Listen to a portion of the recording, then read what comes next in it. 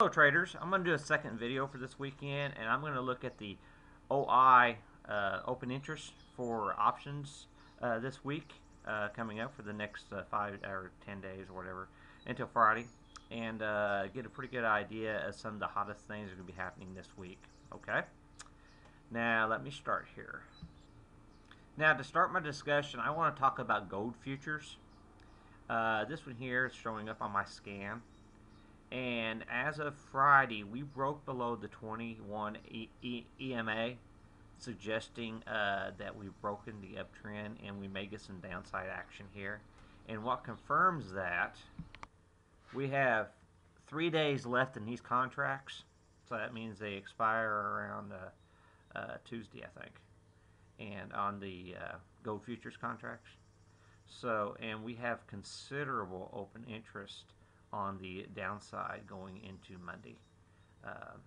A lot of bets have been placed, so I'm really thinking gold's going to be very weak Monday. Now, the max pain would be for it to sit right here, so we'll see what happens. Now, Apple has earnings this week, and because it has a low priced earnings relative to other technology stocks, it's a very difficult stock to short into earnings. But the recent uptrend we've seen since the mid-February, we broke that a few days ago. And like I mentioned before, I use a regression channel. And once we pass the 2 standard deviation, then the uptrend is in jeopardy, in my opinion. And we're seeing that initial sign on Apple into earnings this week. Friday, we were still getting more call action on Apple versus put action, despite the fact that the 2 standard deviation area that we've broken here.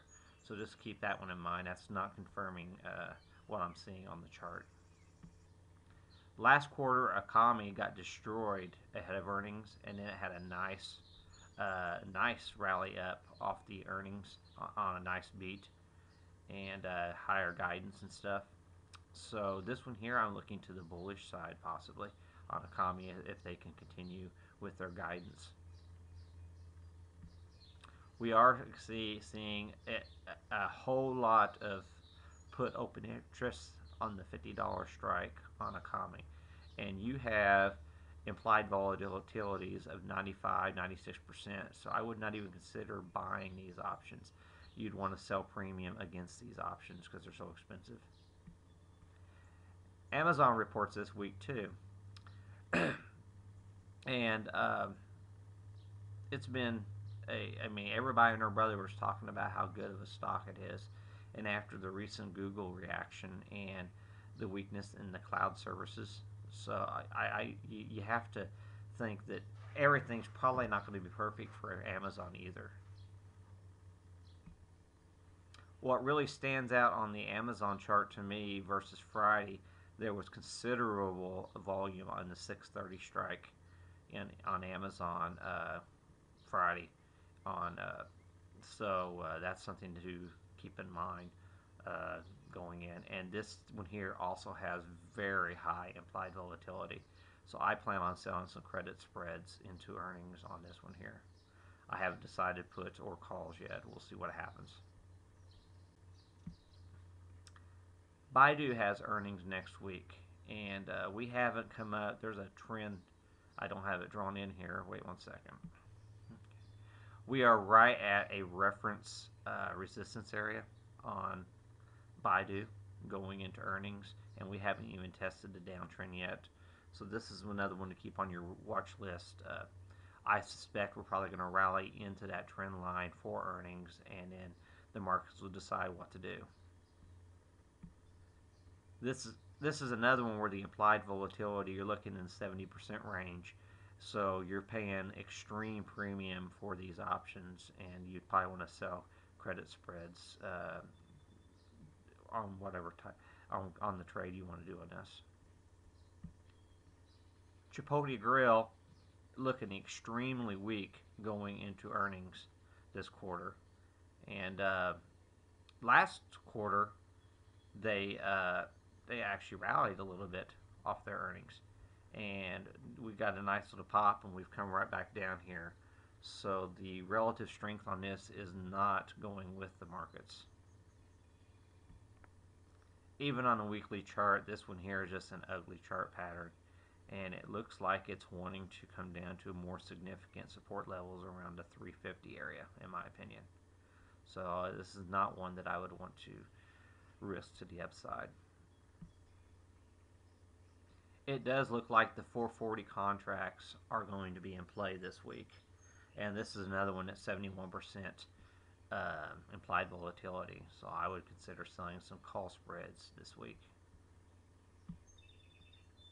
ConocoPhillips has been on fire, and it's kind of it's broken out of this downtrend on an extreme move this past week. We are right here at a reference resistance area, resistance area where we've hit before. So this might be nearing the end of this move, but that was a very strong weekly candle last week. This is another stock that's going to have earnings this week, and all the upside move may be completely priced in here, so keep that in mind. The markets were actually adding the 75 puts on this Friday, so that makes me believe that there's more downside pressure on ConocoPhillips.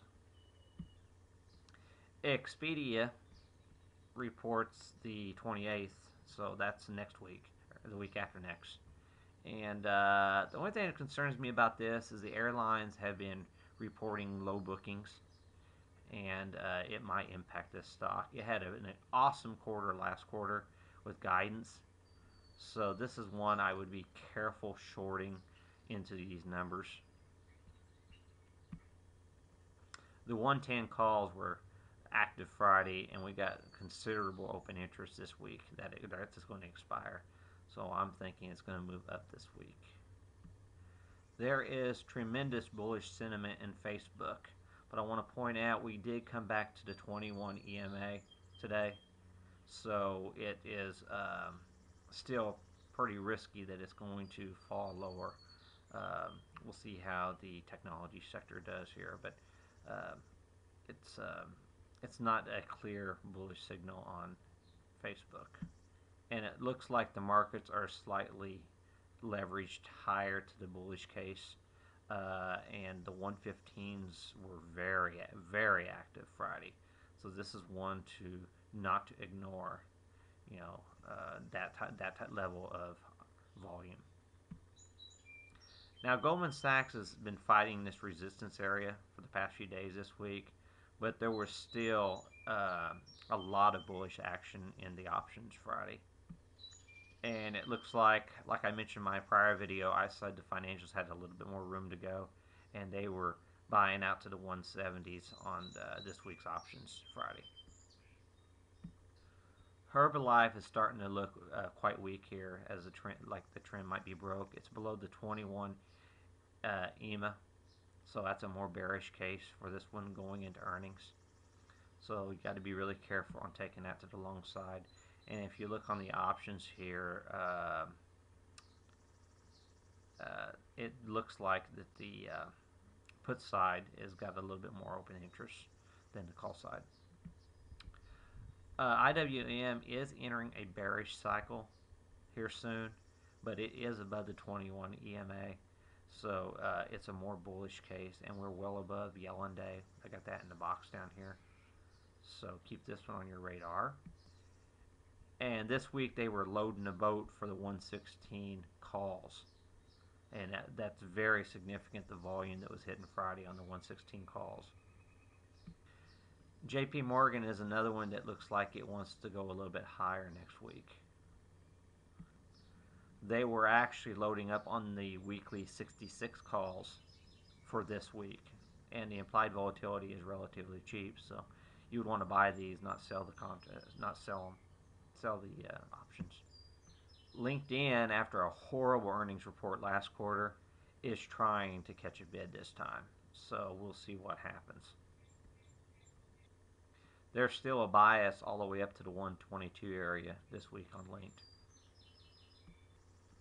MDVN had an incredible run, and we're hitting at a reference high here. It looks like it might be trying to roll over here. The weekly 50 puts were quite active there Friday, so keep that one on your radar as well. But the most open interest are the 55s, and we keep that on your radar. Microsoft, even though it had a very bad earnings report, it was still alerting as an extremely high implied volatility for this week. It looks like to me that bargain hunters were trying to pick up Microsoft on the gap down with all this volume it was hitting Friday.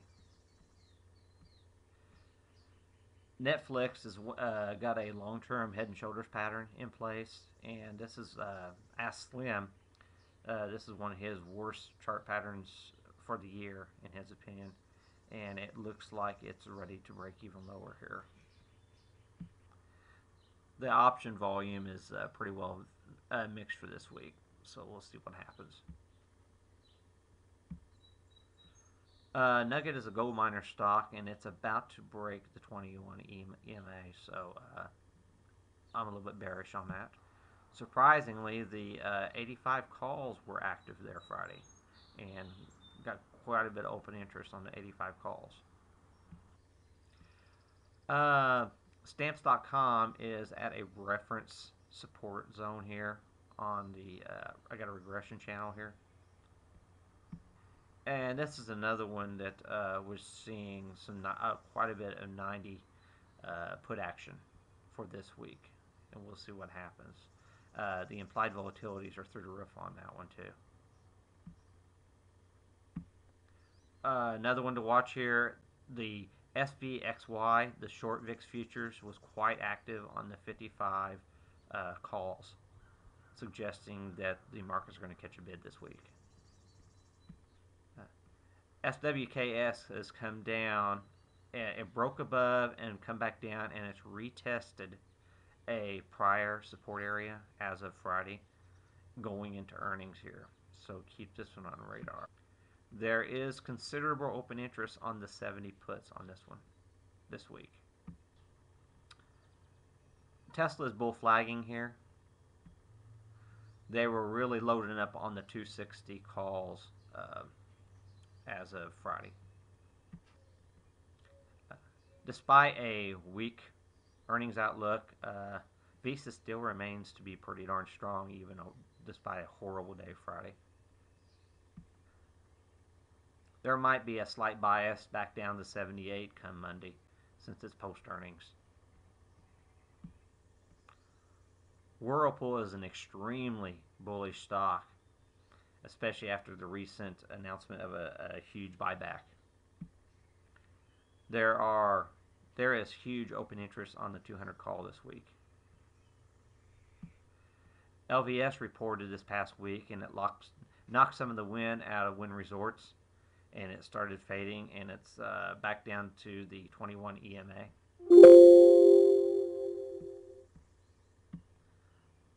The 95 puts were very active Friday. And then your Spiders XBI Biotech ETF is testing a potential breakout come the first of the week. And they were loading up to the long side Friday on the trend test on the biotechs. So there is still a bullish bias for biotechs. That's all I have, and so that gives you a pretty good rundown of some of the top picks on OI for this week, and a good list just to stick with for the week ahead. Thanks a lot.